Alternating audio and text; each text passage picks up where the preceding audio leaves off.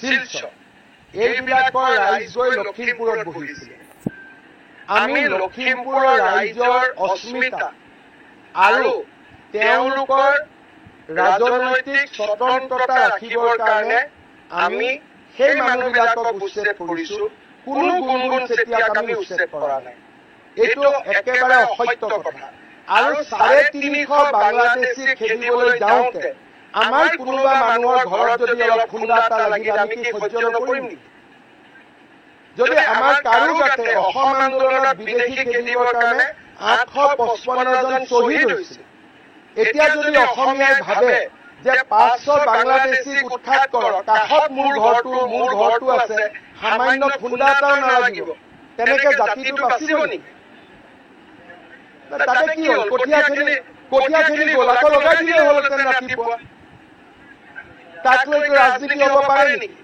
নাই, ৰাজনীতি কোনে কৰিছে? যোনে এই মহিলাগৰাকীৰ নামত বাংলাদেশীখিনিক সংৰক্ষণ দিব খোজে। উদ্দেশ্য মহিলাগৰাকী নহয়, উদ্দেশ্য হ'ল যাতে বিজেপিয়ে উচ্ছেদ বন্ধ কৰে। কিন্তু বিজেপিয়ে কালিও চাপৰত কৰিব, পৰহিও গোৱালপাৰাত কৰিব। কোনেও বিজেপিক ৰাখিব নোৱাৰে। বাংলাদেশী উচ্ছেদ হ'বই। ভূমি তেওঁৰ ভূমি লোৱাই নাই আমি।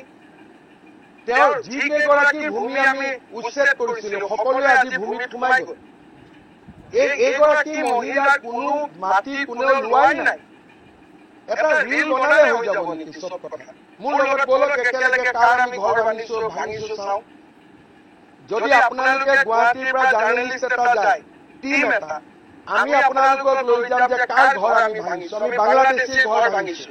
যি কেইগৰাকী খিলঞ্জীয়া মানুহৰ ঘৰ আমি উচ্ছেদ কৰিছিলো, ভিডিআৰ পিডিআৰত আছিলে, কেতিয়াবা উচ্ছেদ হ'লহেঁতেন, আমি ম্যাদী পট্টা দি দিলো।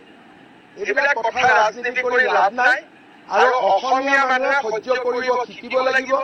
যদি বাংলাদেশীৰ গাত টোপৰ মাৰোতে আমি যদি ভাবো আমি একদম ইস্ত্ৰি মাৰা চাৰ্ট পিন্ধি থাকিম, অলপো বোকা নপৰিব, কাৰোবাৰ ঘৰত বুলডোজাৰ চলিব, তাৰ বোকাও আমাৰ গাত নপৰিব, তেনেকেতো নহ'ব নহয়।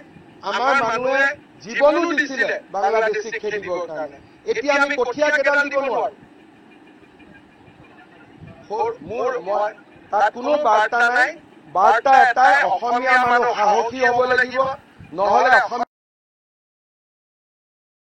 আমাৰ যিখিনি কথা কৈছে এইখিনি আমি ঠিকে কথা কৈছে। কাৰণ পলিটিক্স ইমান কৰিব নালাগে, কাৰণ বাংলাদেশী খেদিবই লাগিব। কিন্তু গুণগুণ চেতিয়া আমাৰ অসমীয়া, কিন্তু গুণগুণ চেতিয়াও কেতিয়াও পলিটিক্স কৰা নাই। গতিকে আমাৰ কিছুমান মানে যিহেতু এটা সুযোগ লয় ন, কাৰণ ভোটৰ আশাত বহুতে সুযোগ লয় যে গুণগুণ চেতিয়াৰ নামটো লৈ কিনে এতিয়া মানে ইজনে সিজনক, এটা পাৰ্টি আনটো পাৰ্টিক ব্লেম দিয়ে, তেনেকুৱা হৈছে। তাৰমানে মুঠৰ ওপৰত পলিটিক্স চৰকাৰৰ ফালৰ কৰা নাই আৰু গুণগুণ চেতিয়াও পলিটিক্স কৰা নাই।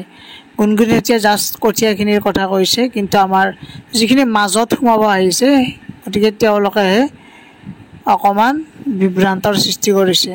গতিকে পলিটিক্স কৰিব নালাগে। আমাৰ অসমখন জীয়াই থাকিবলৈ হ'লে আমাৰ বাংলাদেশী বা যিকোনো বহিৰাগত আমাৰ যিমানবিলাক আছে তেওঁলোকক আমি উচ্ছেদ কৰিব লাগিব।